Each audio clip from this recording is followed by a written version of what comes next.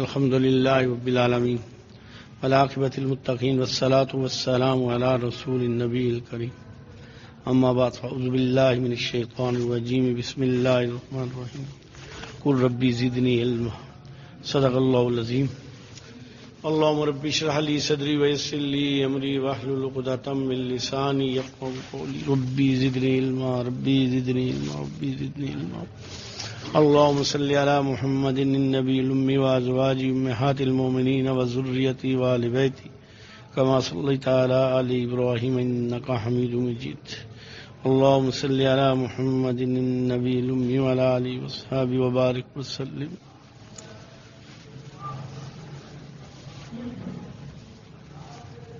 اللہ جل شانہ نے جب سیدنا آدم علیہ السلام کو پیدا فرمایا اور اعلان فرمایا کہ خلیفۃ الارض ہے، زمین کے لیے میں نے اسے خلیفہ بنایا ہے اور یہ نبی ہیں، تو فرشتوں نے بارگاہ الہی میں شکایت نہیں کی، ایک گزارش کی. فرشتوں کے ہاں تو شکایت والا ہے ہی نہیں، مزاج بھی نہیں، وہ تو مکلف نہیں ہے کہ بار الہ ہم ہر وقت، ہر لحظہ، ہر لمحہ، ہر مقام پہ تیری عبادت میں مشغول رہتے ہیں، آسمانوں پہ، ہر جگہ پہ، ہر وقت میں. تو اللہ ہماری عبادت میں کوئی کمی تھی، کوئی خامی ہے، کوئی؟ تو اللہ نے فرمایا نہیں. تو نے فرمایا اللہ پاک آپ سیدنا آدم علیہ السلام کو پیدا فرمایا، آپ تو مالک ہیں، خالق ہیں. تو اللہ نے فرمایا چلو اس طرح کرو، آؤ جاؤ تم. فرشتوں کو بلایا تو اللہ جل شانہ نے پوچھا یہ بتاؤ یہ کیا کیا ہے نا. تو فرشتوں نے کہا یا اللہ ہم تو نہیں جانتے. اللہ رب العزت نے کہا اچھا چل اب دیکھو. سیدنا آدم علیہ السلام سے کہا آپ بتائیے، اور اللہ نے ان کے دل میں القاح کر دیا. سیدنا آدم علیہ السلام نے بڑے رموز اور وہ ساری چیزیں، حکمت، دانائی، علم، ساری چیزیں بیان فرما دی. تو اللہ نے فرمایا کہ تمہیں عبادت ہر چیز تمہاری قبول ہے، لیکن جو علم، جو معرفت میں اسے دینا چاہتا ہوں تم اس کے متحمل نہیں ہو سکتے. تو اللہ جل شانہ نے نبوت کے ساتھ، انسان کے ساتھ معرفت اور علم کو رکھا. اور علم ایک ذریعہ ہے، مقصد نہیں ہے، یہ بھی یاد رکھ لیں. ہمارے ہاں اس وقت جو اہل علم حضرات ہیں نا، وہ گمراہی کی طرف اس لیے جا رہے ہیں کہ انہوں نے علم کو مقصد بنا لیا. علم ایک ذریعہ ہے مقصد کو پانے کا، مقصد کو پانے کا ایک ذریعہ ہے. اور جب آپ مقصد کو چھوڑ کے راستے کو مقصد بنا لیں تو پھر آدمی راستے ہی میں رہ جاتا ہے اور اپنے مقصد پہ نہیں پاس، منزل پہ نہیں پہنچ سکتا. تو علم ایک ذریعہ ہے جس کے ذریعے سے آدمی اللہ کی معرفت، اللہ کی رضا کو پا سکتا ہے. اور اللہ جل شانہ نے انبیاء علیہ السلام کو خود براہ راست وحی کے ذریعے ان کے دلوں میں القاح کر کے، وجدان کے ذریعے انہیں علم دیا، انہیں معرفت دی، انہیں خبریں دیں، اور وہ آگے انہوں نے اپنی امت تک اس کو پھیلایا، پہنچایا. اور جو جس وقت کی ضرورت تھی اس کے مطابق اللہ جل شانہ نے ان سے کام لیا. سرکار دو عالم نبی اکرم صلی اللہ علیہ وآلہ وبارک وسلم خاتم النبیین ہے، سید الاولین والآخرین، امام الانبیاء والمرسلین ہے.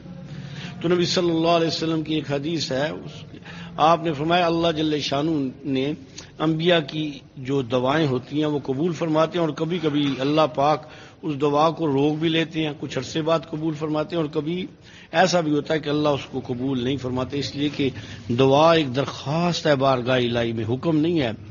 اللہ کی بارگاہ میں اللہ کی مرضی ہے مان لے، اللہ کی مرضی ہے نہ مانے نا.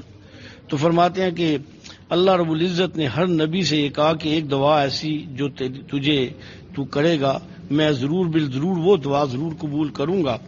تو ہر نبی نے ایک ایک دعا مانگی. جب میری دفعہ آئی تو اللہ جل شانہ نے اپنی یہ ترتیب کو بدل دیا. باقی تو سب سے یہ کہا کہ دعا مانگو، مجھے نہیں، مجھے یہ کہا قل ربی زدنی علما، مجھے دعا سکھا دی کہ آپ مجھ سے کیا مانگے. یعنی رسول اللہ صلی اللہ علیہ وآلہ وبارک وسلم کو اللہ نے خود دعا سکھائی کہ آپ نے کیا مانگنا ہے. قل کہہ ربی زدنی علما، اللہ مجھے علم عطا فرما. علم معرفت کا ذریعہ ہے، قرب باری کا ذریعہ ہے، معیت کا ذریعہ ہے، اللہ کی رضا کو پانے کا ایک ذریعہ ہے. اور علم جو ہے اس کی ایک بڑی وسعت ہے، اس کے اندر بڑی گہرائی ہے، اور علم اصل میں ایک ایسی کیفیت کا نام ہے، ایسی حقیقت کا نام ہے، ایسی پہچان کا نام ہے جس سے آدمی کو کھڑا کھوٹا، حق اور ناحق کی سمجھ آ جاتی ہے۔ لیکن اگر کوئی آدمی علم حاصل کرنے کے باوجود اس علم سے نفع نہ اٹھائے تو وہ ایسا ہی ہے کہ جیسے کسی گدھے کے اوپر سامان، بڑا قیمتی سامان لادا گیا ہے۔ حضرت عبداللہ بن مسعود رضی اللہ تعالی عنہ فرماتے ہیں کہ جب علم آتا ہے تو عمل کو آواز دیتا ہے، اور اگر عمل نہ آئے تو علم واپس لوٹ جاتا ہے، وہ پھر مطالعہ رہ جاتا ہے، خبریں رہ جاتی ہیں، علم نہیں ہوتا۔ علم معرفت کی ایک کیفیت کا نام ہے۔ اللہ جل شانہ نے ہر نبی کو خود براہ راست یہ چیز عطا فرمائی، اور آپ صلی اللہ علیہ وسلم کی برکت سے اللہ نے قیامت تک امت کے لیے یہ علم کی کیفیت باقی امتوں کی نسبت بہت بلند رکھی۔ اس امت میں الحمدللہ اللہ پاک نے علماء کے ذریعے، صلحاء کے ذریعے، نیک صالحین کے ذریعے ہر شعبہ جو نبوت کا شعبہ ہے اس شعبے کی ساری چیزوں کو اللہ نے قائم رکھا ہوا ہے۔ آپ دیکھیں کچھ مدارس یا کچھ جگہوں میں صرف علی باتا سے ناظرہ پڑھایا جاتا ہے، کس جگہوں پہ تجویز سکھائی جاتی ہے، کچھ جگہوں پہ حفظ کرایا جاتا ہے، کچھ جگہوں پہ صرف ترجمہ سکھایا جاتا ہے، کچھ جگہوں پہ تفسیر سکھائی جاتی ہے، کچھ جگہوں پہ اس تفسیر کے ساتھ احکامات کو سیکھنے کا اور اس کو حاصل کرنے کا طریقہ اور احادیث سکھائی جاتی ہے، اور کچھ خانقاہی نظام ایسے ہے کہ جو اس کی برکات ہیں، اس کی کیفیات ہیں، اس کا جو نور ہے وہ بھی دل میں وصول ہو جائے۔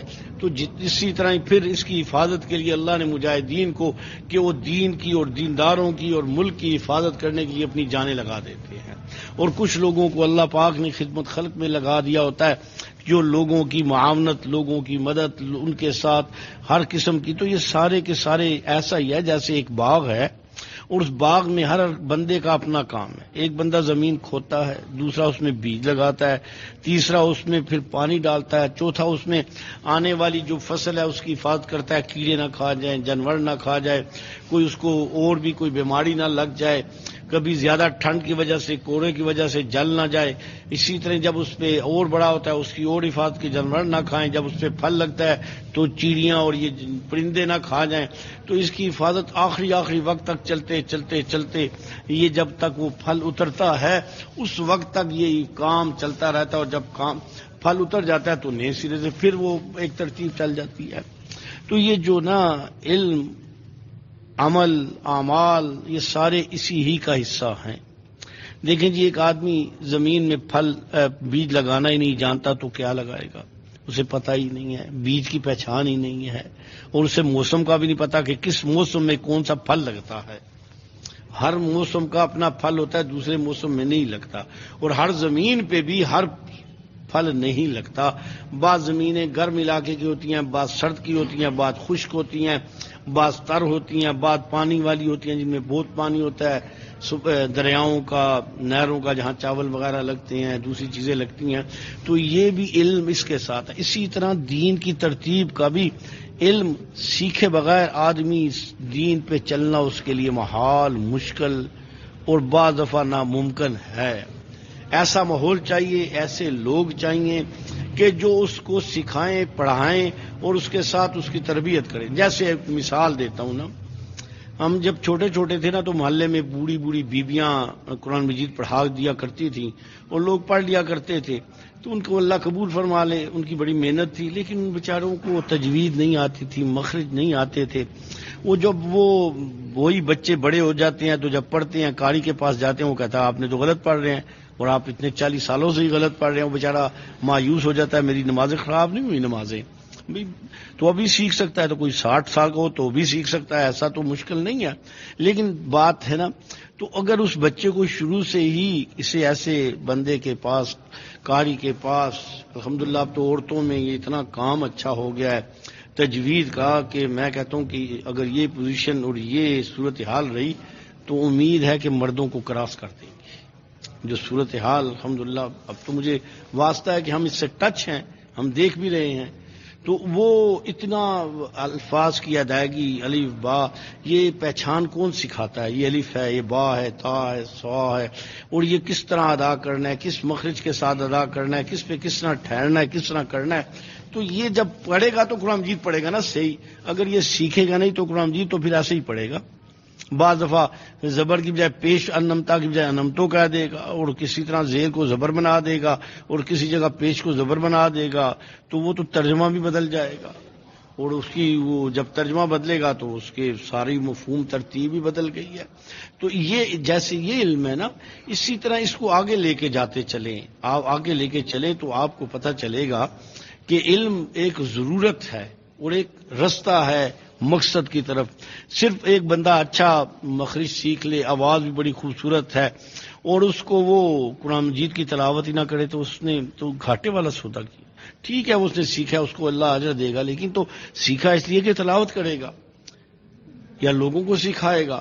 اسی طرح علم کے لیے بھی اگر کسی نے قرآن حدیث تفسیر سیکھی اس لیے کہ میں عمل کروں گا، مجھے یہ پتہ چلے اللہ کس کام سے راضی ہیں، اللہ کس کام سے ناراض ہیں، تو وہ تو پھر مقصد کی طرف. اگر اس نے سیکھا کہ یار میرا نام علماء میں آ جائے، لوگ مجھے بڑا بھی سمجھ لیں، میری شہرت بھی ہو جائے، بیان بھی بڑا اچھا کر لے، لیکن اس کی عملی زندگی اس سے خالی ہو، تو یہ وہ لوگ ہیں جو جہنم میں کافروں سے بھی پہلے میدان محشر میں ڈالے جائیں گے.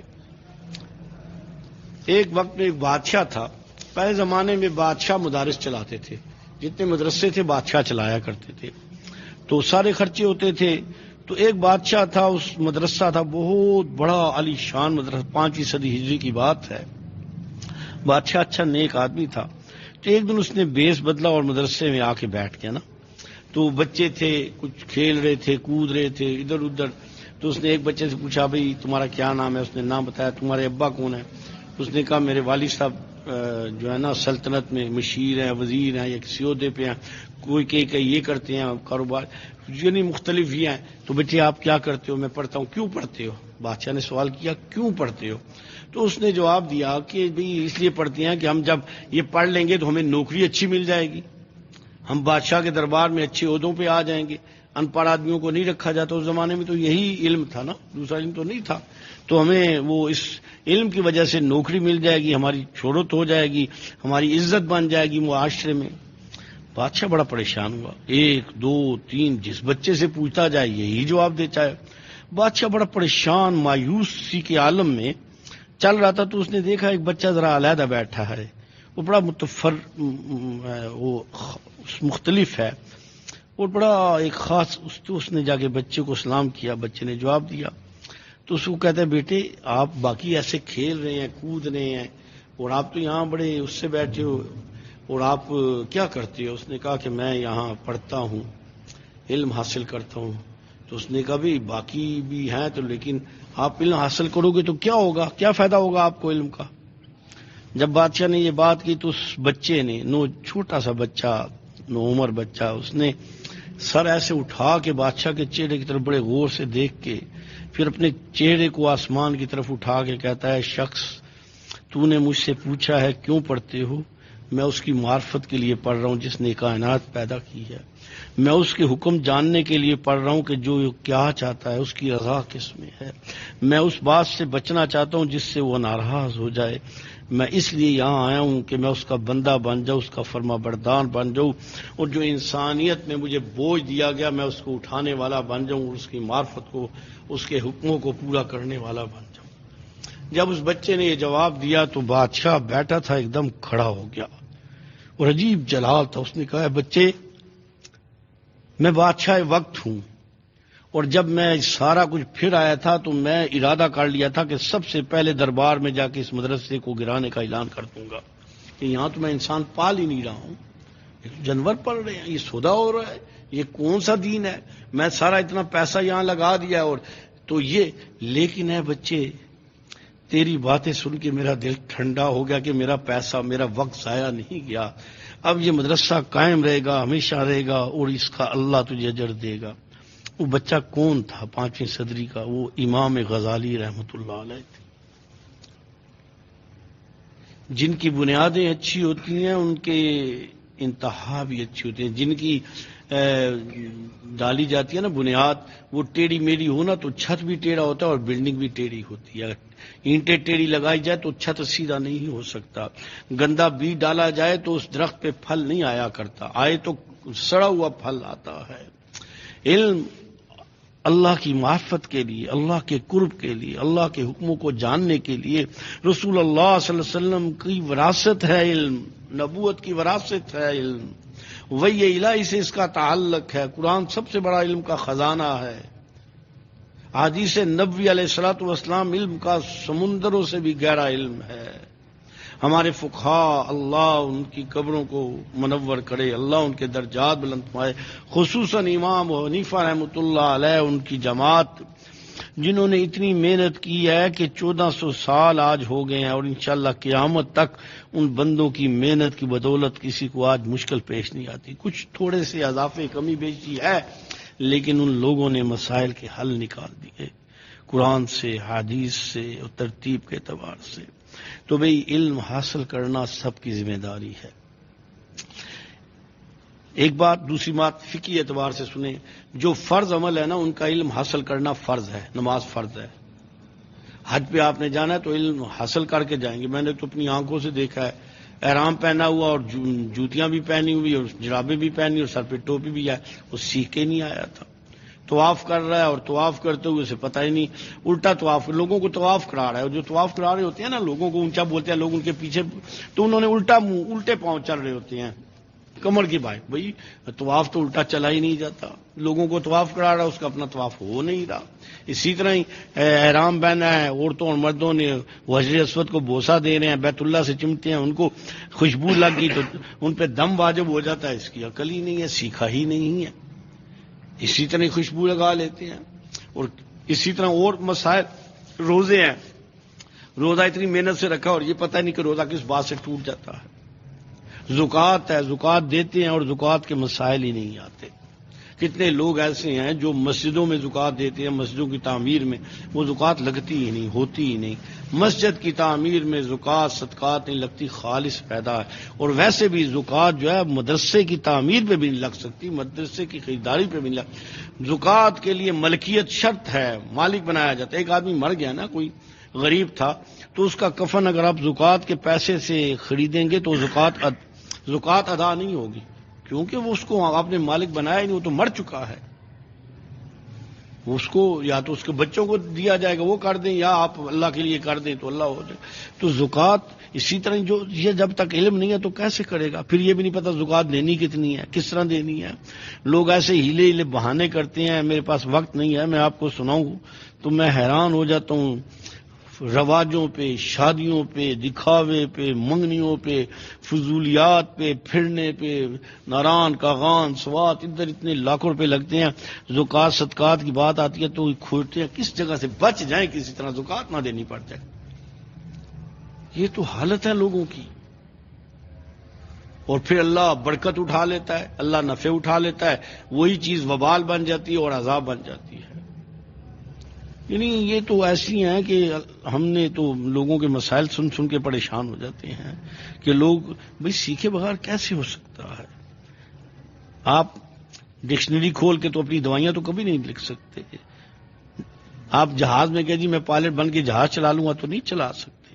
علم بھی حاصل کریے تو. لیکن علم کیوں حاصل کیا جاتا ہے؟ کہ اس سے آپ مقصد کو پائیں، اللہ کے حکموں کو ادا کرنے. دیکھیں نماز ہے نا، تو نماز میں شرائط نماز بھی ہیں، فرائض نماز بھی ہیں. ایک آدمی کو پتہ ہی نہیں تو اس کی اگر غلطی کرتا تو نماز ہی نہیں ہوتی ان کے بغیر. پھر واجبات ہیں، واجبات میں اگر واجب رہ جائے یا تکرار واجب یا تاخیر فرض ہو جائے تو سیدھا سا واجب ہوتا ہے، اس بندے کو پتہ ہی کوئی نہیں ہے، تو وہ نماز ویسے ہی فاسد ہو جاتی ہے. میں یہاں لوگوں کو مسجد میں بہت دفعہ دیکھا ہے، خصوصاً لڑکے سے جو ہی اللہ اکبر کہتے ہیں ان کے جسم میں خارش چھوٹ جاتی ہے یا خارش کرنا شروع کر دیتے ہیں. حضرت جی رحمۃ اللہ علیہ فرماتے تھے، میں نے ایک دفعہ نہیں کئی دفعہ سنا حضرت سے، کہ جب آدمی ایک دفعہ ہاتھ ہلاتا ہے تو کوئی حرج نہیں ہے، لیکن جب دوسری دفعہ لاتا ہے ایسے ہاتھ اٹھا کے تو اس کی نماز مکروہ ہوتی ہے. اور جب 3 دفعہ فرمایا تو فرمایا میں نے خود دیکھا ہے کہ کرامن کاتبین جو لکھ رہا ہوتا ہے وہ لائن کاٹا مار دیتا ہے، اس کی نماز ہی نہیں ہوتی. یہاں 3 چھوڑو 13 دفعہ لوگ ہلاتے ہیں. اور جب آدمی نے ہاتھ باندھا ہے، مرد یا عورت ہے، اور اس نے دائیں ہاتھ اٹھایا تو ایک حرکت ہے، لیکن اس نے بائیں ہاتھ سے حرکت کرنی ہے تو پہلے دائیں کو ہٹا کے پڑے کیا، پھر بائیں کو ہٹا کے اس کیا، پھر واپس رکھنے کے لیے پھر دائیں کو ہٹایا، پھر بائیں کو، یہ تو 5 حرکتیں بن جاتی ہیں، نہیں تو 4 تو بن ہی جاتی ہیں۔ وہی علم ہی نہیں سیکھا، نماز رکوع کرنے کا ہی طریقہ نہیں آتا، سجدہ کرنے کا ہی طریقہ نہیں آتا، شدت میں بیٹھنے کا طریقہ نہیں آتا۔ تو یہ سیکھا اس لیے جاتا ہے کہ میرے احکام، اور اس کے ساتھ ساتھ اگلی چیز علم کے ساتھ، کہ علم کے ساتھ وہ جو کیفیت ہے نا، دیکھیں قرآن ہے نا، تو قرآن اللہ کا کلام ہے، اس کا ایک نور ہے، تجلی ہے اس کے اندر، یہ بیت اللہ ہے نا، اس پہ ایک نور اترتا ہے نا، تو ہم وہاں جو جاتے ہیں نا تو اس نور کو پانے کے لیے جاتے ہیں۔ روضہ رسول علیہ الصلوۃ والسلام پہ جاتے ہیں، میرے نبی کے نور نبوت، برکات نبوت کو پانے کے لیے جاتے ہیں۔ لیکن بعض تو ہمارے اکابر کے جب مدینہ جایا کرتے تھے تو کہا کرتے تھے رسول صلی اللہ علیہ وسلم کی ملاقات کے لیے جا رہے ہیں۔ تو بھئی یہ تو اس طور پہ ہے نا کہ آپ اس بات کو جاننے والے ہوں، تو اس ترتیب کے ساتھ علم کے ساتھ عمل، اور عمل کے ساتھ اس کا مقصد اور کیفیت بھی نصیب ہو، قرآن کی تلاوت کے ساتھ قرآن کا وہ نور اور قرآن کی تجلیاں بھی ہوں، کیفیات اور بارکات بھی ہوں، سجدے میں پتہ چلے کہ بارگاہ الہی میں سجدہ ریز ہے۔ وہ ایک لطیفہ ہے تو اچھی بات نہیں، لیکن لطیفہ ہے کہ مولوی صاحب نے اسلام پھیرا تو ایک بندے نے کہا جی 3 رکھتے ہوئے ہیں، کسی نے کہا نہیں 4 ہوئی ہیں، تو ایک بندے نے کہا جی 3 ہوئی ہیں، میں گواہی دیتا ہوں۔ اس نے کہا آپ کیوں؟ اس نے کہا میری 4 دکانیں، ہر رکعت میں ایک دکان کا حساب لگایا تھا، 3 کا لگا، ابھی چوتھی کا نہیں لگا۔ یہ تو ہماری نمازوں کے حالات ہیں، کہانیاں شروع ہو جاتی ہیں اور سلام پھیرتے ہیں، ایٹ دی اینڈ ہو جاتا ہے۔ تو علم آ بھی گیا، عمل بھی کیا، لیکن عمل کے ساتھ وہ کیفیت نہیں ہے۔ وہ کیفیت تب ہوتی ہے جب دل والوں کے پاس، جیسے علم والوں مدارس والوں کے پاس جا کے علم سیکھا، اور ان نور کی کیفیت، دل کی کیفیت اللہ کے تعلق والوں کے پاس جا کے دل بھی بنوایا جاتا ہے، دل بن جائے، دل بدل جائے، دل کی حیثیت بدل جائے، دل کی کیفیت بدل جائے، اور یہ نفس جو ہے نا اس کو پٹا ڈر جائے۔ دیکھیں نا آپ، یہ جو بلدیہ والے ہیں نا، بلدیہ والے ایک وقت آتا ہے عموماً گرمیوں میں نا، یہ ان کی ایک ٹیم نکلتی ہے، اور جو کتا دیکھتی ہے نا کہ جس کو پٹا نہیں ڈلا ہوا اسے گولی مار دیتے ہیں، اور جس کتے کو پٹا ڈلا ہوا ہو نا، یہ جو زنجیر باندھنے کے لیے پٹا سا، اسے نہیں مارتے کہ یہ پالتو ہے۔ اسی طرح نفس بھی آوارہ ہو جاتا ہے، جب اس پہ محنت نہ کی جائے، اسے سکھایا نہ جائے، یہ آوارہ ہو جاتا ہے، اور ہر ایک پہ بھونکتا پھرتا ہے، ہر ایک پہ بھونکتا پھرتا ہے۔ یہ جو آج لوگ اعتراض کر رہے ہیں نا دین پہ، یہ آوارہ ہو چکے ہیں، ان کے نفس، تربیت ان کی نہیں ہوئی، سیکھا انہوں نے کچھ نہیں۔ اور یہ علم کس چیز کو کہتے ہیں؟ یہ دنیاوی علم کے۔ آج خبریں ہیں جی، خبروں میں یہ خبر ہے، کل آتا ہے وہ ساری خبریں جھوٹی تھیں۔ ہمارے حالات تو یہ چل رہے ہیں، اور جتنے بھی مضمون ہیں سائنس کے، آرٹس کے، سب میں آپ جب دیکھیں تو جو بھی ہے پہلے ابھی نئے والا پرانوں پہ اعتراض کرتا ہے، اس نے غلط سمجھا، اس نے غلط کہا۔ سیدنا آدم علیہ الصلوۃ والسلام سے رسول اللہ تک سب نے کہا لا الہ الا اللہ، لا الہ الا اللہ، کسی نے کسی کی رد نہیں کی۔ لا نفرق بین احد من رسلی، اتنا ہے کہ ان کے درمیان فرق بھی نہ ڈالو، ان کے درجے میں بھی تم نہیں جانتے۔ ہر نبی کا ایک ہی اللہ کی وحدانیت، اللہ کی ربوبیت، اللہ کی الوہیت، اللہ کی معرفت، اللہ کا قرب، اللہ کی رضا، اور اللہ کا خوف، ورع، تقوی، سب کا ایک ہے۔ وقت کے مطابق شریعت کے احکامات مختلف تھے۔ تو بھئی یہ جس طرح علم حاصل کیا جاتا ہے عمل کے لیے، اسی طرح علم کے ساتھ ایسے لوگوں کے ساتھ تعلق، نسبت ہونی چاہیے کہ جن کے وجود کے اندر روح میں ایسی برکت ہو، ان کے دل میں ایک ایسا نور ہو، ایسی کیفیت ہو کہ وہ آپ کے دل کو منور کر دیں، آپ کے دل کو بدل دیں، آپ کے دل میں ایک خاص کیفیت پیدا کر دیں۔ آپ دیکھتے ہیں کہ زمین ہے تو وہاں بورنگ کی جاتی ہے، تو بورنگ کا یہ فائدہ ہوتا ہے کہ اب آپ کو باہر کے پانی کی ضرورت نہیں، پانی نیچے سے آ جاتا ہے، وہ آتا ہی رہتا ہے، ٹائم بھی نہیں ہوتا اتنے بجے آیا اتنے بجے گیا، ہر وقت جب چاہیں گے نیچے سے پانی مل جائے گا۔ اسی طرح یہ شخص مشینیں ہوتی ہیں بورنگ کی، جو دل کو معرفت الہی کے خزانے اور چشمہ بنا دیتی ہیں۔ جب گردن چکائی تصویر یار دیکھی، دل سے معرفت الہی اور علم لدنی اللہ نصیب فرماتا ہے، لیکن ظاہری علم کی پابندی، شریعت کی پابندی، شریعت کے قواعد، اس سے کوئی بھی آزاد نہیں ہو سکتا۔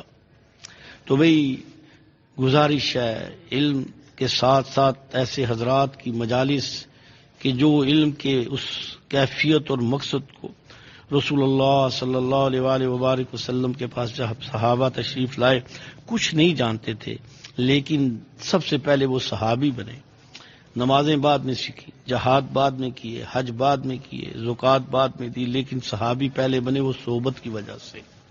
ان کا درجہ اتنا بلند ہے، ساری امت اکٹھی ہو جائے کسی ایک صحابی کو نہیں پا سکتی، وہ صحبت کی برکت تھی۔ بعد میں انہوں نے سیکھا، اور اتنے مسائل بھی نہیں تھے۔ پھر تابعین آ گئے تو تابعین کو جو فضیلت ہے صحابہ کی صحبت کی برکت سے ہے، تبع تابعین کو جو فضیلت ہے تابعین کی صحبت کی برکت سے ہے۔ مسائل اور چیزوں میں جب کسی کو امام اعظم حضرت امام ابو حنیفہ رحم اللہ نعمان بن ثابت نام، آپ کو جو باقی اماموں سے فضیلت دی جاتی ہے تو علماء لکھتے ہیں کہ آپ تابعی تھے، باقی کوئی امام تابعی نہیں ہے۔ آپ 80 ہجری میں پیدا ہوئے اور 150 ہجری میں دنیا سے پردہ فرمایا، اور حضرت انس رضی اللہ تعالیٰ عنہ اور کچھ صحابہ کی آپ نے زیارت کی اور ان سے روایتیں بھی لیں، یعنی الحمدللہ یہ اللہ پاک نے آخری صحابی 110 ہجری میں وفات پائی ہے، تو اس اعتبار سے آپ 30 سال کے تھے، اور الحمدللہ حضرت امام حنیفہ رحمۃ اللہ علیہ 15 سال کے بعد مسلسل حرمین جایا کرتے تھے۔ تو بھئی ان لوگوں کی فضیلت علم کی وجہ سے نہیں تھی، ان لوگوں کی فضیلت تعلق معلّہ کی وجہ سے، اور تعلق معلّہ میں دل کی وہ کیفیت، وہ معرفت، وہ ورع، تقوی بھی تعلق رکھتا ہے۔ تو یہ اللہ ہمیں توفیق دے کہ ہم ظاہری علم اپنے بچوں کو بھی سکھائیں۔ الحمدللہ ہمارے ہاں تو اچھی ترتیب بن گئی ہے، ہر طرح کی ترتیب بن گئی ہے الحمدللہ، ناظرے کی بھی، ترجمے کی بھی، مخرج کی بھی، حفظ کی بھی، مسائل کی بھی، عورتوں کے تو کافی کلاس ہے۔ تو اسی طرح الحمدللہ ذکر اذکار جو ہے نا یہ ایک ذریعہ ہے اس دل کی کیفیت کو بنانے کا۔ تو الحمدللہ 4 ٹائم ہوتا ہے، الحمدللہ اللہ کا بڑا احسان ہے کہ اللہ نے یہ توفیق عطا فرمائی ہے۔ تو بھئی اگر آپ یہ چاہتے ہیں کہ نبوت کا وہ فیض، نبوت کی وہ برکت، نبوت کی وہ کیفیت پائیں تو یہ علم، عمل اور اس کے ساتھ دل کی کیفیت بھی ساتھ شامل حال ہو۔ ایک آدمی بیت اللہ کی طرف تو منہ کر کے نماز پڑھ رہا ہے، اس کا دل ہی بیت اللہ کی طرف، اللہ کی ذات کی طرف نہیں ہے، اس کا دل ہی حاضر نہیں ہے۔ اس دل کو بھی اللہ کی طرف، ہاتھ اٹھا کے تو بیت اللہ کی طرف تکبیر، سر سے لے کے پاؤں تک بیت اللہ، اور دل جو ہے بارگاہ الہی میں اللہ کے حضور میں، اللہ کی بارگاہ میں حاضر ہو اور اللہ کی طرف متوجہ ہو۔